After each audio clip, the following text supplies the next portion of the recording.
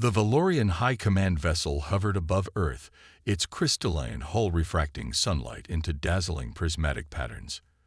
Commander Krell stood at the observation deck, his 4 eyes narrowed in contempt as he studied the blue planet below. "Pathetic," he muttered, his mandibles clicking in disgust. "These humans have barely mastered atomic energy.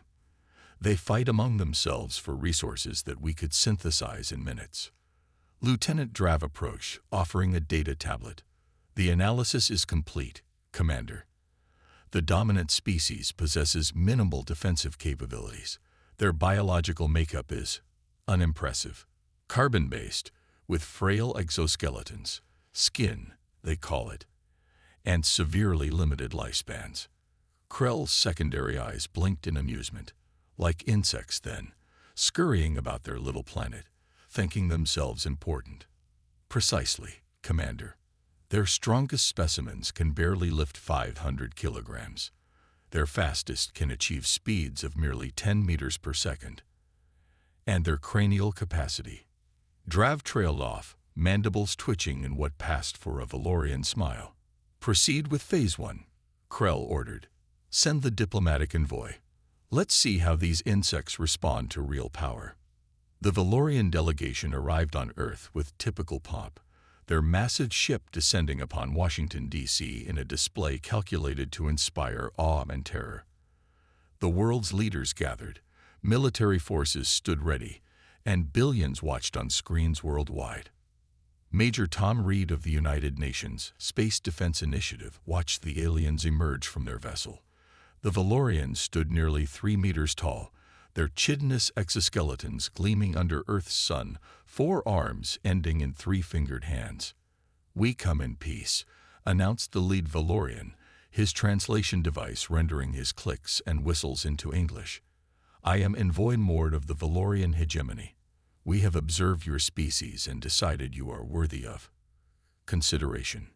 Reed noticed the slight pause, the subtle inflection. His years as a military diplomat had taught him to recognize condescension. The UN Secretary-General stepped forward. "We welcome you to Earth and look forward to peaceful relations." Envoy Mord's head tilted. "Indeed, the hegemony offers protection and guidance to developing species. In exchange, we require merely resources and cooperation." When the terms were laid out, Reed's suspicions were confirmed. The Valorians demanded rights to mine Earth's oceans for rare elements, exclusive access to the Arctic and Antarctic regions, and cultural exchange programs that amounted to little more than glorified human zoos. "They see us as ants," Reed whispered to General Parker beside him. "Insects to be studied, used, and controlled." "Then let's show them how badly they've underestimated us," Parker replied grimly. "Operation Hive Mind is ready." As the Valorian delegation departed, promising to return in 7 Earth days for an answer, Reed activated his secure comm link. "This is Major Reed. Initiate Protocol Sting. I repeat, initiate Protocol Sting." They've taken the bait. Across the globe, in hidden bunkers and classified facilities, humans prepared for war. Not with conventional weapons or nuclear arsenals, but with something the Valorians had completely overlooked: human ingenuity. The 7 days passed in a blur of frantic activity. In underground facilities across 6 continents, scientists and engineers worked around the clock, finalizing technologies that had been developed in secret for decades. Dr. Anna Miller hadn't slept in 36 hours. Her eyes burned as she calibrated the neural interface of the HFY system, Human Integrated Vehicular Exoframe. The 12-meter-tall combat mech stood before her, its carbon nanotube-reinforced frame gleaming under the harsh laboratory lights. "How's the response time?" asked Colonel James Wilson, approaching with 2 cups of coffee. Anna accepted one gratefully. "Down to 1.7 milliseconds. The neural mapping is nearly perfect. The pilots will feel like the mech is their own body." Wilson nodded, his weathered face grave. "And the strength amplification. The hydraulics can lift 70 tons. The jump jets can propel it to speeds of 200 kilometers per hour in short bursts." She took a sip of coffee. But it's the armor that's the real breakthrough. The adaptive metamaterial can withstand temperatures up to 5,000 Kelvin and pressures that would crush a nuclear submarine. Across the facility, other teams finalized different aspects of humanity's secret arsenal. Quantum communication arrays that couldn't be intercepted or jammed. Plasma-based weaponry reverse-engineered from crashed alien craft recovered decades ago. And perhaps most importantly, a virus designed to infiltrate and disrupt Valorian computer systems. Dr. Leo Martinez, head of the Cyber Warfare Division, explained the virus to the assembled military leaders. We're calling it Trojan. It's designed to exploit a fundamental weakness in quantum computing architecture. Once deployed, it will create a cascading failure in their systems. General Parker frowned. How can you be sure their systems are vulnerable? We've never seen their technology up close. Martinez smiled. Because all advanced computing follows certain mathematical principles, the same ones that allowed us to decrypt their transmissions. They think their communications are secure, but we've been listening for months. Meanwhile, in orbit, the International Space Station had transformed. Hidden compartments opened to reveal modular weapons platforms. The civilian scientists had been replaced by military personnel, each trained to operate the station's new defense systems. On the seventh day, the Valorian ship returned, descending toward Washington, D.C. just as before. This time, however, humanity was ready. Commander Krell stood before the assembled human representatives, his posture radiating disdain. Have you considered our generous offer? The Secretary General stepped forward. We have indeed considered your terms, Commander Krell, and we have prepared our response. At that precise moment, Major Reeve activated a small device in his pocket. Throughout the Valorian ship, critical systems began to fail. Lights flickered. Gravity generators fluctuated. Krell's communication device chirped urgently. He raised it to his face, mandibles clicking in agitation as he received reports of widespread system failures. What trickery is this?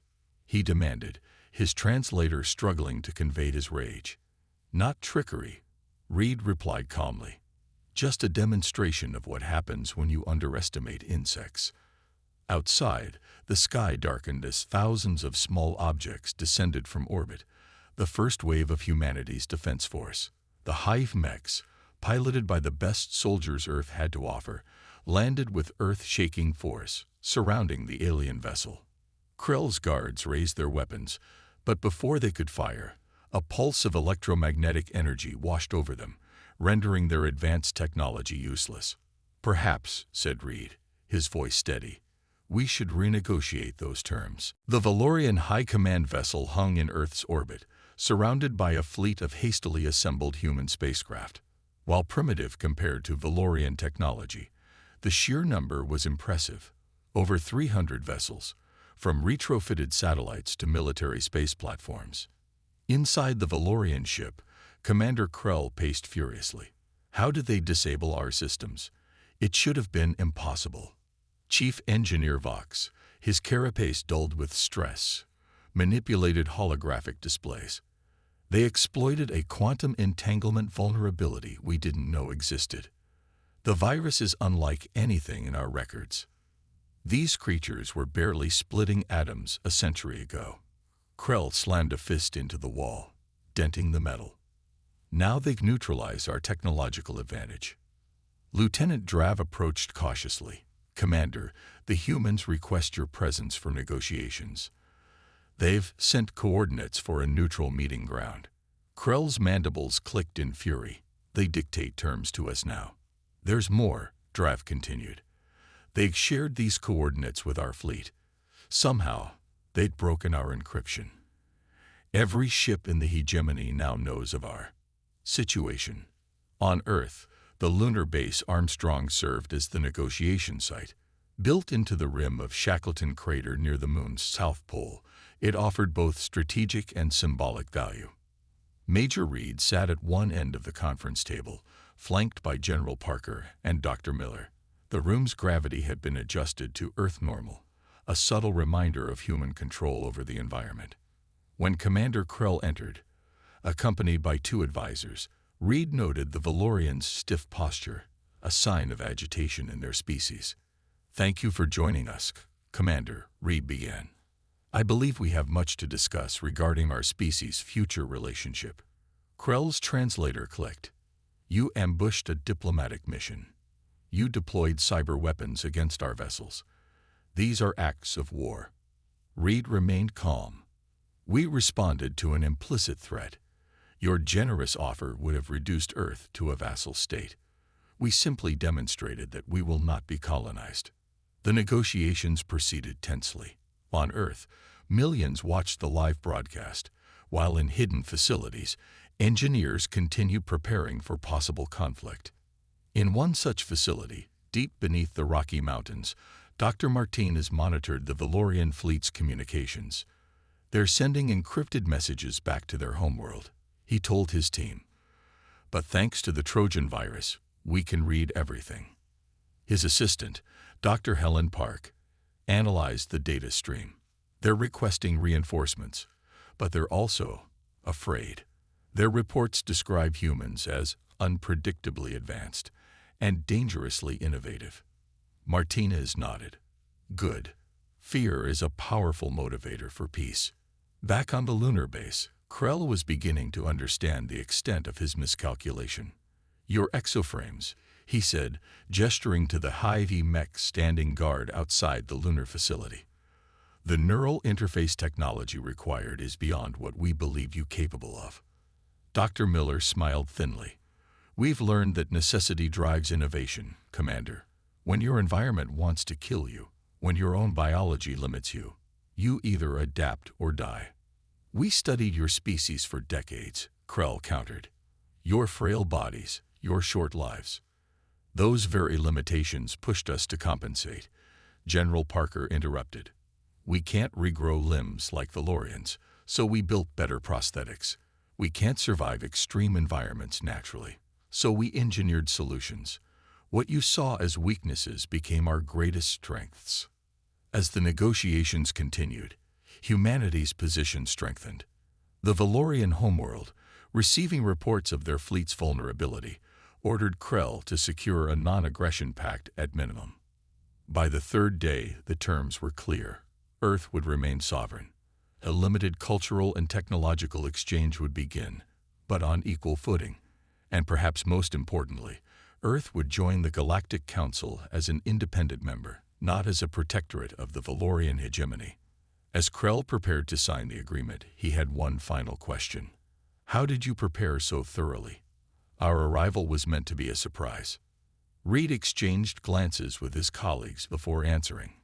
"Let's just say, insects are very good at listening and preparing for threats." 6 months after the Valorian encounter, Earth had changed profoundly. The revelation of alien life had unified humanity in unprecedented ways. Former adversaries now collaborated on defense initiatives, and resources previously devoted to conflicts between nations were redirected towards space exploration and technology development. At the newly established Interspecies Relations Facility in Geneva, Major Reed, now Ambassador Reed, prepared for the first Galactic Council summit to be held on Earth. Representatives from 17 spacefaring civilizations would attend, marking humanity's formal introduction to the wider galactic community. "Nervous?" asked Dr. Miller, adjusting the collar of her formal uniform. As the head of Earth's technological exchange program, she would play a crucial role in the proceedings. Reed smiled tightly. "Let's just say I'm cautiously optimistic. The Valorians have kept their end of the bargain so far, but I don't trust Krell." "You don't need to," came a voice from the doorway. General Parker entered, followed by a tall, willowy alien with iridescent skin. Ambassador Thex of the Arcadian Confederation, Earth's first true ally in space. "The Valorians respect strength and cunning," Thex said, his melodious voice translated perfectly by the small device at his throat. "You demonstrated both. But more importantly, you've shown something rare in the galaxy: adaptability." The summit began with the traditional exchange of gifts. Each species presented an item representing their culture and technological achievement. When Earth's turn came, Reed unveiled a simple glass terrarium containing an ant colony. Commander Krell, serving as the Valorian representative, clicked his mandibles in what the humans now recognized as confusion. "You offer us insects?" he asked. Reed smiled. "We offer a lesson, Commander. These creatures can lift 50 times their body weight. They build complex societies and solve problems collectively. They've survived on Earth for over 100 million years, far longer than humans. They adapt, evolve, and endure despite their apparent fragility." He gestured around the room. "Like many of you, the Valorians mistook physical limitations for weakness. You saw our shorter lives and thought us impermanent. You saw our need for technology and thought us dependent. You failed to recognize that adversity breeds innovation." The Arcadian ambassador Thex stepped forward. "The humans speak truth. My people have observed many species, and those that face the greatest challenges often develop the most remarkable solutions." Across the galaxy, the message spread. Recordings of humanity's defense against the Valorian fleet circulated among spacefaring civilizations. The image of Hy-Vee mechs surrounding the alien vessel became iconic, a symbol of humanity's refusal to be subjugated. In research facilities worldwide, the technological exchange yielded astonishing advances. Valorian materials science combined with human medical innovation produced regenerative treatments that could regrow limbs. Arcadian energy systems integrated with Earth's power grid, eliminating fossil fuel dependency almost overnight. But perhaps most significant was the psychological change. Humans no longer saw themselves as alone in the universe or at the pinnacle of evolution. Instead, they recognized their place in a complex galactic ecosystem, not the strongest or most advanced species, but perhaps the most determined. In a classified facility beneath the Pacific Ocean, Dr. Martinez monitored the galaxy's reaction to humanity's emergence. "The chatter is fascinating," he told General Parker during a secure briefing. "Some species fear us, others want to ally with us. The Valorians are still trying to understand how we advanced so quickly under their radar." Parker nodded. "And what's your assessment?" Martinez displayed a star map highlighting potential threats and allies. "Most species are waiting to see what we do next. The Valorians have lost prestige, but gained a healthy respect for us. The Arcadians see us as a potential counterbalance to Valorian expansion." "And the others?" "Mixed. The Trilaxians are concerned about our rate of technological adaptation. The Moore Collective has proposed an extensive trade agreement." Martinez paused. "But there's one group that's been ominously silent, the Voidborn from the Galactic Core. They've requested detailed information about our neural interface technology." Parker's expression darkened. "Recommendations: continue development of the Hive program, expand our listening posts, and—" Martinez hesitated, "perhaps consider what other insect traits might serve us well in the future." As the Galactic Council Summit concluded, Earth had secured its position as a sovereign power. The terms of engagement had shifted permanently. No longer would humans be seen as primitive or weak. Commander Krell, preparing to depart, approached Reed one final time. "You have earned my respect, Ambassador," he said, his translator conveying genuine admiration. "But remember this, the galaxy contains predators far more dangerous than the Valorian hegemony." Reed nodded. "We're counting on it, Commander. After all, insects have been surviving predators for hundreds of millions of years." The Voidborn came without warning. 3 years after Earth's introduction to the Galactic Council, the ancient species from the galactic core broke their millennia of isolation. Their ships, vast constructs of dark matter technology, appeared simultaneously in 12 star systems, including Sol. Unlike the Valorian arrival, there was no pretense of diplomacy.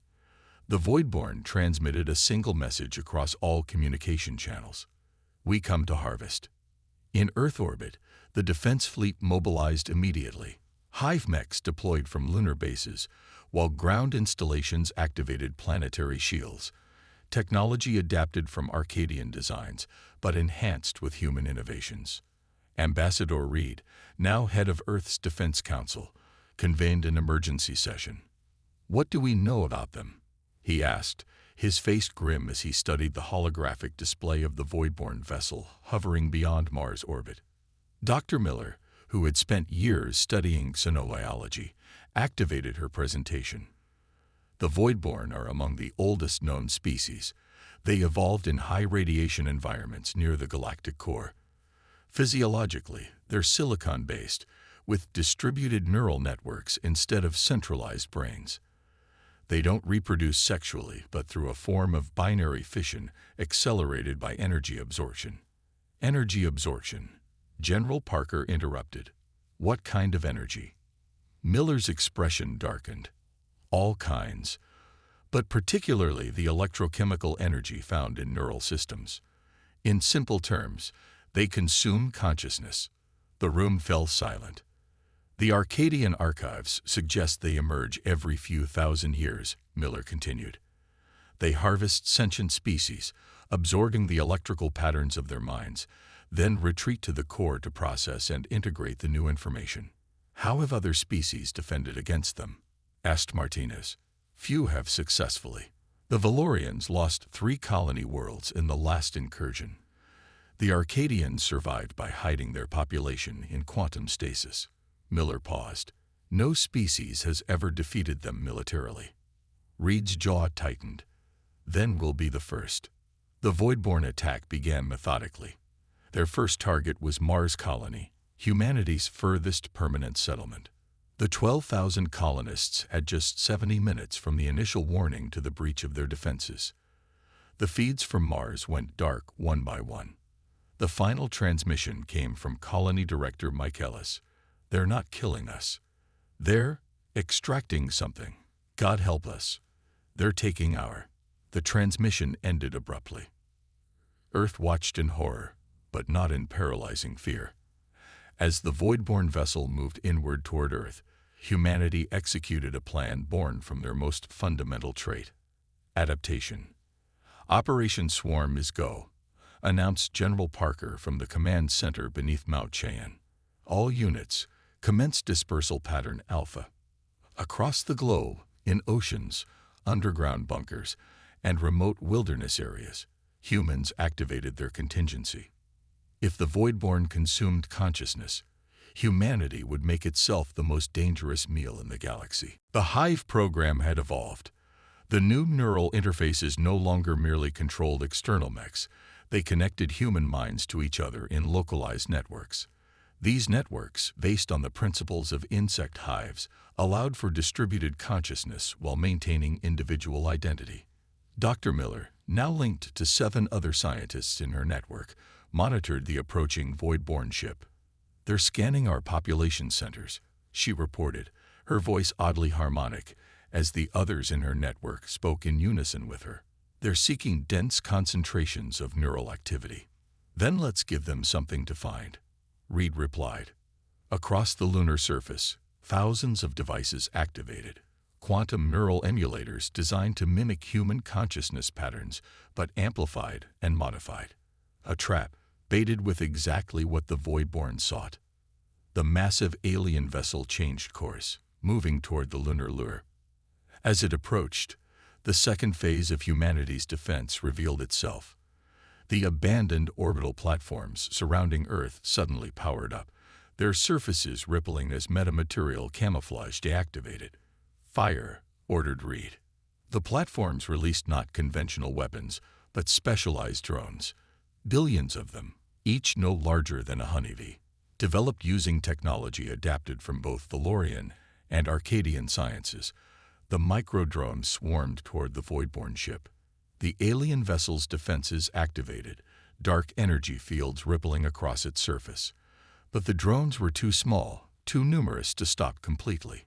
Like actual insects, they found the tiniest openings, the slightest vulnerabilities in the massive ship's exterior. Once inside, they began their work, not to destroy, but to infect.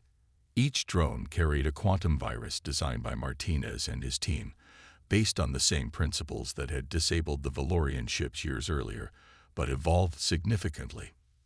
From Earth, humanity watched and waited.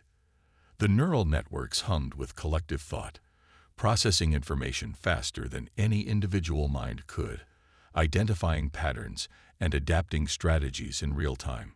They're attempting to counter-hack the drones, reported Martinez's network. Adjusting viral protocols. Implementation successful. Voidborne countermeasures neutralized. The alien vessel shuddered, dark energy discharges erupting from its surface as internal systems failed. For a moment, it seemed victory was at hand. Then, without warning, the ship's core began to pulse with blinding intensity. Energy readings off the scale. Miller's network reported urgently. They're initiating some kind of purge. A wave of dark energy expanded outward from the Voidborne vessel, destroying the drone swarm and disrupting Earth's defense systems. Communications temporarily failed, neural networks disconnected, and for several terrifying minutes, humanity stood alone and disconnected against an enemy they barely understood. As communications slowly restored, the situation became clear. The Voidborne ship had partially neutralized the drone attack, but suffered significant damage. It had retreated to a position beyond the moon's orbit, energy emissions fluctuating erratically. In the command center, Reed and his team assessed the aftermath. "We hurt them," General Parker said, studying the sensor readings. "No other species has ever managed that." "But we didn't stop them," Reed countered. "And we've revealed our primary defense strategy." Dr. Miller, her neural network restored but operating at reduced capacity, analyzed the data from the encounter. The dark energy pulse they released, it specifically targeted our network connections. They identified our hive mind approach and developed a countermeasure almost instantly. "Adaptive response," Martinez noted grimly. "Just like us." Reed paced the command floor. "If they consume consciousness, they likely absorb knowledge and adaptability from the species they harvest. They've encountered hive minds before." "But not human hive minds," Miller said, her eyes brightening with sudden insight. "Not minds that maintain individuality within the collective." The insight spread through her network, concepts and possibilities flowing between the connected scientists. Within minutes, they had developed the framework for a new approach. "We need to speak with the Arcadians," Miller announced. "Immediately." Ambassador Thex arrived within hours, his ship escorted by a squadron of Earth's defensive fighters. The Arcadian's silver skin had dulled to gray, a sign of distress in his species. "The Voidborne have returned earlier than our predictions," he said gravely. "All Council species are preparing for harvest or evacuation." "We have another option," Reed replied. "We need your quantum stasis technology, but modified." The plan took shape rapidly. Unlike the Arcadians, who had used quantum stasis to hide their consciousness from the Voidborne, humans would use it offensively. "Think of it as a Trojan horse," Martinez explained as technicians adapted Arcadian stasis modules to human specifications. "We'll present them with exactly what they want, concentrated human consciousness, but when they consume it, they'll find more than they bargained for." Across the globe, volunteer teams prepared for the most dangerous mission in human history. 1,000 individuals, scientists, soldiers, and civilians representing every facet of human experience and knowledge, would offer themselves as bait. Among them was Dr. Anna Miller. "You don't have to do this," Reed told her as she prepared for the procedure. "We need your mind here, working on defenses." Miller smiled sadly. "My network can continue the research, and someone who understands the technology needs to be on the inside." The volunteers were placed in modified stasis chambers, their conscious minds extracted and stored in specialized quantum matrices, a technology that had seemed centuries beyond human capability just years earlier. But necessity and alien knowledge had accelerated development immeasurably. These matrices were then loaded into a single vessel, a retrofitted Valorian shuttle, its systems stripped down to basics. Commander Krell, who had returned to Earth with a Valorian battle group after the Voidborne's arrival, personally supervised the modifications. "Your plan is either brilliant or suicidal," he told Reed. "Possibly both." "We learn from the best," Reed replied.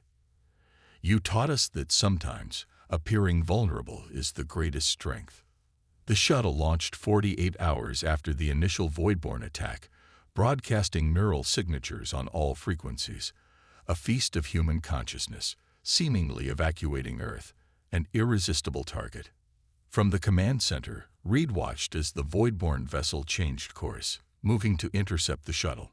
Everything depended on their hunger overriding their caution. "They're scanning the shuttle," Martins reported, focusing on the neural matrices. "Shuttle defenses are minimal," Parker added. "They'll detect that easily." Reed nodded. "Good. Let them think we're desperate." The Voidborn ship extended a dark energy tendril, enveloping the shuttle and drawing it into a massive hangar bay. Phase 1 complete. Inside the Voidborn vessel, automated systems began extracting the quantum matrices, preparing them for absorption into the ship's collective consciousness. They detected no resistance, no defenses, just concentrated human thought patterns, rich with knowledge and experience. A perfect harvest. What they couldn't detect was the specialized code embedded within those thought patterns. Code designed to activate once within the Voidborn's neural system. Code that carried the one thing the ancient harvesters had never encountered before, a human virus. Not a computer virus like the one used against the Valorians, but a conceptual virus. An idea engineered to spread through a consciousness-based system. The concept, individual autonomy within a collective, the fundamental contradiction that defined humanity's neural networks. Matrix absorption complete, Martins announced, monitoring the telemetry from hidden transmitters within the quantum containers. Activation in 3, 2, 1. Across Earth's neural networks, humans held their collective breath. The Voidborn ship shuddered violently. Dark energy discharges erupted across its surface, more chaotic than before. Its previously synchronized movements became erratic, as if different sections were attempting to move in contradictory directions. "It's working," breathed Martinez, watching the sensors. "The conceptual virus is spreading through their neural system." Inside the Voidborn vessel, a war raged, not of weapons but of ideas. The 1,000 human consciousness matrices had been absorbed, but instead of becoming fuel for the collective, they became agents of disruption. Dr. Miller, her consciousness now integrated into the Voidborn's vast awareness, found herself in an environment beyond physical description. The alien collective existed as patterns of thought and memory, accumulated over millions of years from countless harvested species. But Miller maintained her sense of self, the uniquely human ability to remain individual even within a collective, and through that individuality, she began to understand. The Voidborn weren't inherently malevolent. They were ancient, alien, and driven by imperatives few younger species could comprehend. They consumed consciousness not for cruelty but for preservation and evolution. Each harvest allowed them to integrate new perspectives, new ways of thinking. Their fundamental flaw: they absorbed consciousness but suppressed individuality. They took the neural patterns but erased the self-awareness that made those patterns meaningful. Miller spread this understanding to the other human consciousnesses within the Voidborn collective. Together, they began to exert influence, not fighting the alien awareness but redirecting it, introducing the concept that had defined humanity's approach to the neural networks: unity without uniformity. On Earth, the effects became apparent as the Voidborn ship's behavior changed. Its erratic movements stabilized. The dark energy discharges ceased.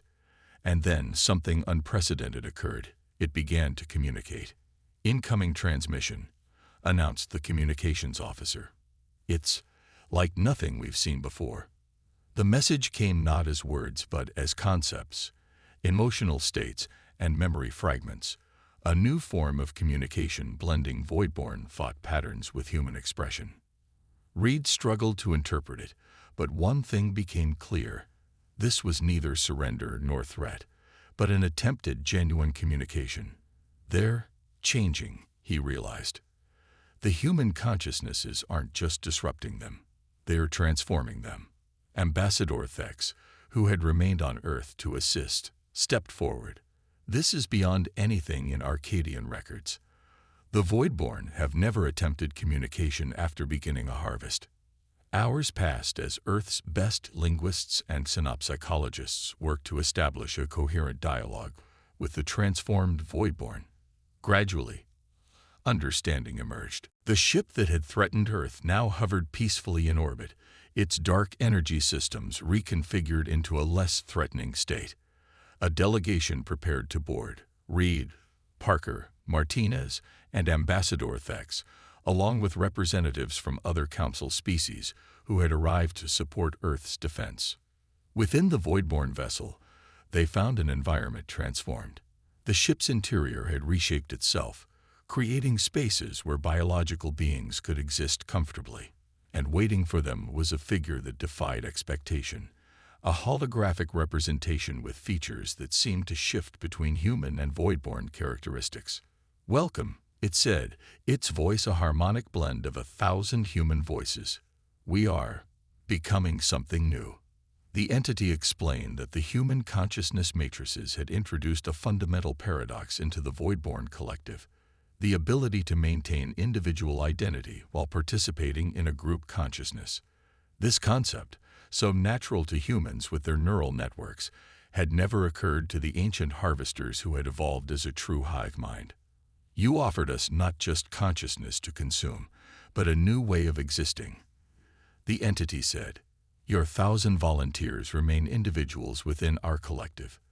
They have shown us another path." Dr. Miller's voice became briefly dominant in the harmonic chorus. "The Voidborn don't need to harvest anymore. They can evolve through cooperation instead of consumption." The implications spread rapidly throughout the galactic community. The Voidborn, for millennia the most feared predators in the galaxy, had been transformed not by weapons, but by an idea. The species that had once come to harvest now offered exchange and alliance. Some Council species remained skeptical, unwilling to trust such a dramatic change. Others, led by the Arcadians and Valorians, cautiously accepted the transformation as genuine. Commander Krell, representing the Valorian hegemony, addressed the Council session called to address this unprecedented development.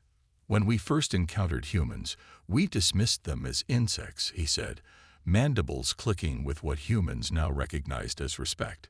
"We failed to recognize that insects are among the most successful life forms in the galaxy. Adaptable, resilient, and capable of both individual action and collective effort." He turned to Reed. "Humans have taught us. And now the Voidborn. That true strength lies not in domination, but in diversity. Not in consumption, but in cooperation." As the Galactic Council formally welcomed the transformed Voidborn as a new entity, Reed reflected on humanity's journey from isolation to galactic significance.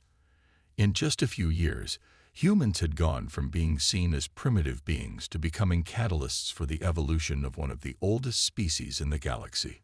"Not bad for insects," he murmured. Ambassador Thex, standing beside him, tilted his head curiously. "What was that, Ambassador Reed?" Reed smiled. "Just thinking about perspective, Ambassador. Sometimes, being underestimated is the greatest advantage of all." Above Earth, the transformed Voidborn ship glowed with a new energy signature, neither dark nor light, but a balanced harmony of both. Inside, 1,000 human consciousnesses continued to exist as individuals within the collective, teaching and learning, building a bridge between species once thought incompatible. And across the galaxy, the message spread: "Beware the species you mock as insects. They might just change your world."